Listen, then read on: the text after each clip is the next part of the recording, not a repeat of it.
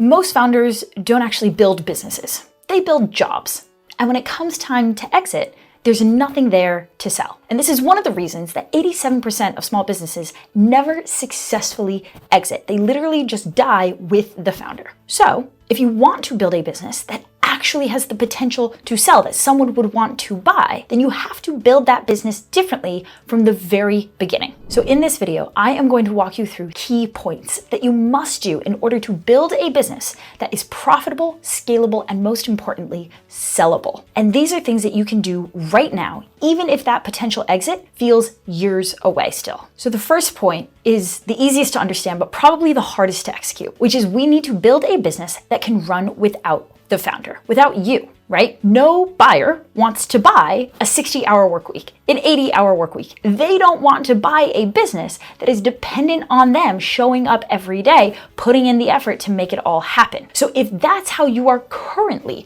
running your business, if that's what your business is currently requiring from you, then we need to figure out how to work you out of the day-to-day operations of that business so that you can turn this from a job into an actual company, a scalable, repeatable machine where the work can get done without you. How do we do that? We shift you from the operator into what I call the architect, right? Where your job is not actually to run the day-to-day of the business. And we actually take that, we delegate that to somebody else. We hire in an operator who can run that day-to-day and a leadership team that can run the day-to-day without you. And your job becomes architect. Your job becomes the designer of this business and turning it into a machine where the right work gets done at the right time, by the right people, and all of that happens entirely without you. Now, there's obviously a ton that goes into pulling that off, and you can check out the rest of my videos to dive deeper into all of these. So when it comes from shifting to operator to architect, there are three key things that I want you to keep in mind. The first is that we need clearly defined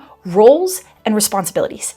Every single member of our team needs to understand what is their role. And I'm not talking about their title. I'm talking about their hat, right? What is the hat that they wear inside of this business? What is the role and what is the responsibility, the outcomes that go along with that role? Every single role needs to be clearly defined. The responsibilities and the targets of that role need to be clearly defined. Because when we have all roles and all responsibilities set up that way, we create a repeatable, scalable machine. Now we're not building a business around a person, a unique snowflake unicorn of a person. We are building a business around a series of roles that we can then go out and find the right fit people to step in and fill those roles. And that's absolutely essential, because if a business is built around people, well, people quit, they get sick, they have babies, they exit their businesses. So if you have a company built around people, and specifically a company built around you, that is not a repeatable machine. Versus if we have a company built around a set of roles and the responsibilities that go with that, that can be processed out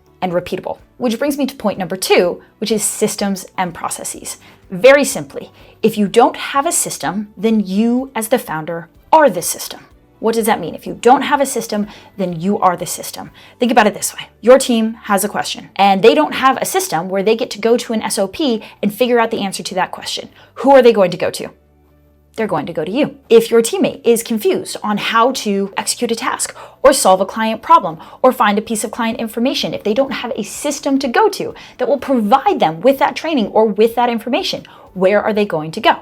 They're going to go to you. So if we don't have systems, our team ends up dragging us into the day-to-day to fill in as the system. And that creates founder dependency. So if we want a business where we are not the operator, but instead the architect, what we need to be architecting is the systems and the processes that our team can fall back on, that our team can rely on, instead of needing to rely on us. So once we have clearly defined roles, and then we have clearly defined processes and systems that those roles interact with, we have now created a self-managing, scalable, repeatable machine that is not reliant on you showing up 60 hours a week to make the whole thing run well. The third and final piece that is required for us to go from operator to architect is an operator. If you're not going to be the person showing up every day, making sure that the right work gets done, someone's got to do it.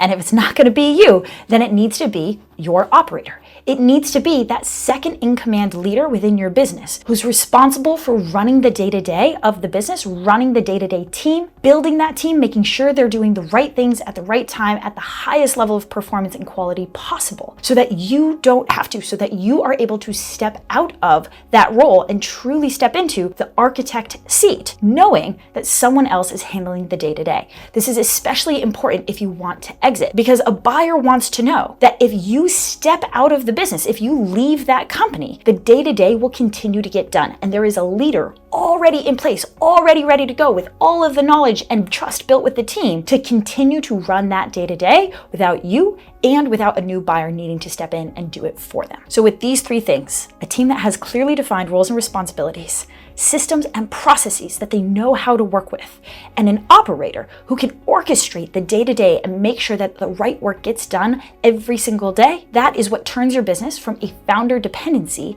into a self-managing, repeatable, and sellable machine. Okay, that's just point number one. We got like 6 more to go, so let's move a bit faster here. The second one is financials. This is the boring tactical, but it's also absolutely essential. Your finances, your accounting need to be clean, need to be up to date, and need to be accurate. Your financials are the very first thing that a potential buyer is going to ask for, and they are going to need clean financials for up to 2 to 3 years before you're ready to exit. So if you think that your exit is somewhere in the distant future, like 2 to 3 years from now, you need to make sure that your financials are absolutely clean and up to date every single month, so that when it comes time for a potential buyer to examine your business, you have everything ready to go. It builds an enormous amount of trust with that potential buyer, and it allows them to see what exactly it is that they are buying. The chances of you successfully selling your business go up dramatically when you have clean financials that make it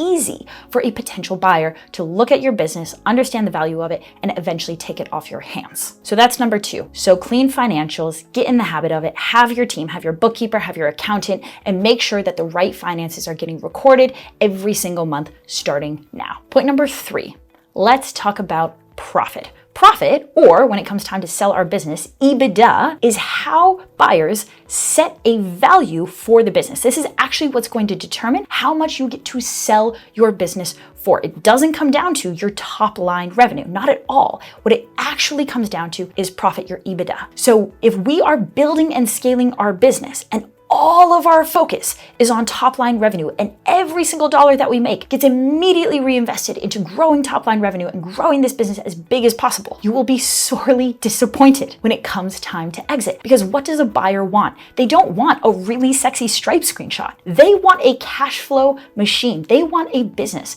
that will predictably and scalably spit out profit for them every single month. So if you are currently optimizing your business for top line revenue, where you need to shift focus is towards profit. How do we make decisions? How do we hire a team? How do we build systems? How do we create a company that maximizes profitability and profit predictability month over month? If you can turn your business into a cash flow machine and you can widen your profit margin, that will do so much more to increase the value of your business and the amount of money that you ultimately get to take home at point of exit, compared to building the biggest business possible that doesn't ultimately pay you anything. So at the end of the day, selling your business comes down to profit, which is great. Fundamentally, that is all operations is there to do, is to make your business as efficient, as effective, aka as profitable as possible. And the big challenge that I see is that so many business owners are so focused on top line revenue, we lose sight of profit, and we wind up with all of these cracks and gaps and holes inside of our business where profit is just